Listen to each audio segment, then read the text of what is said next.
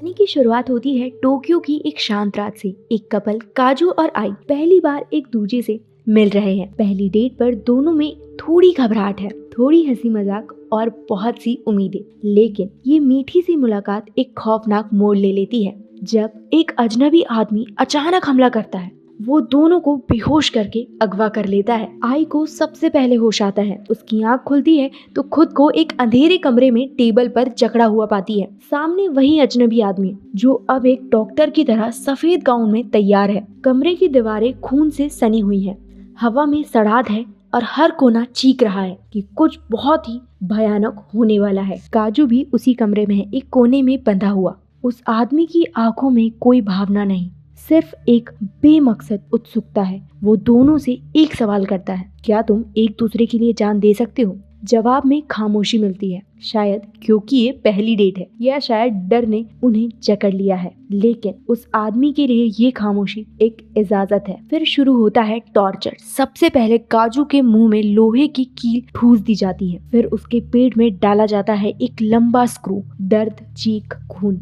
सब कुछ बेहद बेरहमी तरीके से दिखाया जाता है। फिर बारी आती है आई की। उसके हाथों की उंगलियां एक एक कर कर काटी जाती है। वो चीखती है लेकिन उसकी आवाज कोई नहीं सुनता। फिर उसके स्तनों को कैंची से काट कर उसके शरीर को वितरण कर दिया जाता है। हर दर्द को वो आदमी एक कला की तरह देखता है, जैसे उसे मजा आ रहा हो। लेकिन ये सुकून सिर्फ एक भ्रम था, एक और बेहोशी, और वो दोनों फिर से उसी कमरे में जकड़े हुए थे। ये डॉक्टर कोई साधारण इंसान नहीं, वो एक मानसिक दरिंदा था जिसे दूसरों को दर्द में देखकर संतोष मिलता था। अब वो काजू से कहता है, तुम्हारा इम्तिहान है, तुम्हें अपनी आंतें निकालकर खुद चलकर कैंची से उठानी है ताकि तुम आई को बचा सको। काजू हाँ कर देता है। पेट चीर कर आंतों को जमीन पर घसीटते हुए वो दर्द से कराहता है। लेकिन जब वो कैंची उठाकर आई की रस्सी काटने की कोशिश करता है तो पता चलता है कि रस्सी में धातु लगी है। ये सब एक झूठ था।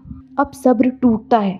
आई उसे गालियां देती है, उसके माता पिता को कोसती है। डॉक्टर बौखला जाता है और कुल्हाड़ी से आई का सिर धड़ से अलग कर देता है। लेकिन ये उसकी आखिरी गलती बन जाती है। मरते हुए काजू उसे घायल करता है और आई का कटा हुआ सिर डॉक्टर के गले को काट देता है। आखिरी दृश्य में डॉक्टर अधमरा होकर किसी अगले शिकार की ओर बढ़ रहा होता है। ग्रोटेक्स एक कहानी नहीं, एक कड़वा अनुभव है। ये दिखाता है कि इंसान की मानसिक विकृति किस हद तक जा सकती है। कोई विलन इतना खौफनाक, इतना ठंडा और इतना वहसी भी हो सकता है। ये इस फिल्म में बखूबी दिखाया गया है। कमरा अंधेरा था, हवा में खून और सड़न की गंध तैर रही थी। बजाओ की आंखें खुली तो सामने काजू की अधमरी हालत दिखी। उसका चेहरा पीला पड़ चुका था और बदन से अब भी खून रिस रहा था। बजाओ ने खुद को देखा, उसके हाथ बंधे थे, पैरों में जंजीरें और उसके शरीर के कई हिस्से पर पट्टियां बंधी थी। उसके होंठ सूजे हुए थे, जैसे बार बार रगड़े गए हो।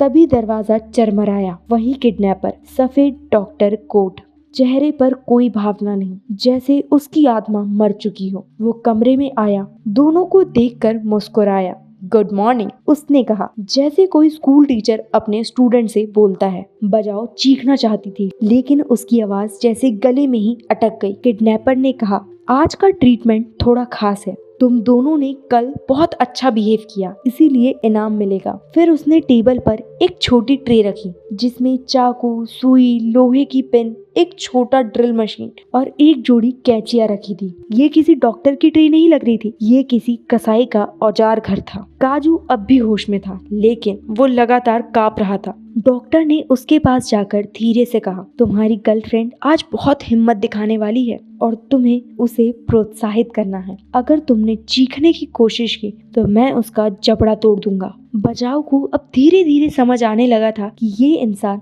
सिर्फ शारीरिक नहीं, मानसिक खेल भी खेलता है। वो डर के बीज बोता था और फिर धीरे धीरे उस डर को काटता था, खून से सींचता था। अब बजाओ को एक कुर्सी में बांधा गया। उसके सामने एक शीशा रखा गया जिसमें वो खुद को देख सकती थी। खून से लथपथ, आंखों में डर, लेकिन कहीं ना कहीं अंदर से एक आग जल रही थी। डॉक्टर ने काजू को बेहोश कर दिया ताकि बजाओ का ध्यान सिर्फ अपने डर पर रहे। फिर उसने बजाओ को कंधे पर चाकू से एक लंबी कट लगा दी। गहरा, ठंडा और खामोश। बजाओ की चीख कमरे में गूंज गई, लेकिन कोई सुनने वाला नहीं था। तुम्हें पता है, डॉक्टर बोला, लोग सोचते हैं कि डर सिर्फ दर्द से आता है, लेकिन असली डर तब होता है जब तुम्हें उम्मीद दी जाए और फिर वो उम्मीद छीन ली जाए।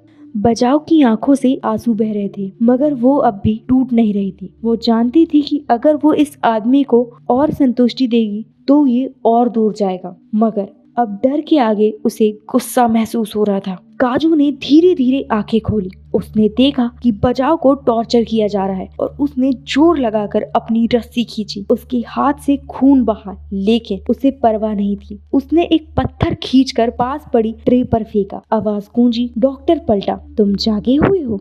वाह, उसने कहा। तो चलो, अब अगला पार्ट तुम्हारा है। डॉक्टर ने बजाओ को फिर से बेहोश किया और काजू के पास गया। तुम लोगों ने वादा किया था ना कि एक दूसरे के लिए जान दोगे, अब साबित करो। अब जो होने वाला था वो इंसानियत की हद से बाहर था। कमरे में सन्नाटा पसरा हुआ है। खून की बूंदें जमीन पर जम चुकी है और हवा में अब भी जलते हुए मांस की बू आती है। अंधेरे कमरे में एक कोना है जहाँ बजाओ का सिर अलग पड़ा है। उसकी आंखें अब भी खुली है, जैसे कोई सवाल पूछ रही हो। क्यों? डॉक्टर अब अपनी सीट पर बैठा है, लहूलुहान मगर मुस्कुराता हुआ। उसका चेहरा जैसे किसी जीत की खुशी में डूबा हो। वो अब अकेला है। सब खत्म हो चुका है। बजाओ, की और काजू दोनों मर चुके हैं, लेकिन डॉक्टर के चेहरे पे वो सुकून नहीं है जो किसी जीत के बाद आता है। उसके अंदर एक खालीपन है, एक ऐसी खामोशी जो किसी भी आवाज से ज्यादा डरावनी थी। तभी कैमरा घूमता है और हम देखते हैं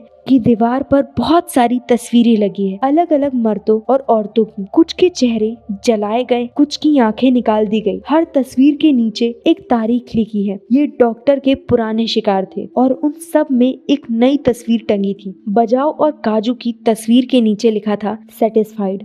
डॉक्टर एक बार फिर अपने औजारों को साफ करता है, जैसे कोई सर्जन हो जो ऑपरेशन के बाद टूल्स धोता है, मगर उसके लिए कोई मेडिकल प्रैक्टिस नहीं। ये एक धार्मिक अनुष्ठान जैसा है। वो बाहर निकलता है। अब वो थक चुका है, शरीर लहूलुहान है, मगर चेहरे पर शांति है, जैसे एक लंबी तपस्या के बाद अब उसे मोक्ष मिल गया हो। लेकिन वो मोक्ष उसका अंत नहीं है। वो अपनी कार में बैठता है, रेडियो ऑन करता है और एक क्लासिकल जैपनी म्यूजिक की धीमी धुन बजती है। सड़क पर कार दौड़ती है। पीछे छूटता है वो घर, वो टॉर्चर का अड्डा, वो नरक। कुछ मील दूर जाकर कार एक जगह रुकती है। डॉक्टर उतरता है। आसमान में हल्की सी बारिश हो रही है। वो एक छोटे से स्कूल की बाउंड्री के पास खड़ा होता है। अंदर बच्चों की आवाजें आ रही है। वो मुस्कुराता है और ब्रीफकेस खोलता है। क्रॉसस्टिक एक ऐसी फिल्म है जो हमें सिर्फ डराती नहीं बल्कि हमें अंदर से तोड़ देती है। ये सिर्फ टॉर्चर की कहानी नहीं है, ये इंसान की अंदर की उस दरिंदगी की कहानी है जो कभी कभी सभ्यता के नकाब के पीछे छुपी हुई होती है। डॉक्टर कोई शैतान नहीं था, वो हमारे ही समाज का एक ऐसा हिस्सा था और शायद सबसे ज्यादा डर उसी बात का है। कुछ दरिंदे जंगल में नहीं, इंसानों के बीच रहते हैं और वो तब तक मुस्कुराते हैं जब तक उनके अंदर की भूख फिर से जाग न जाए।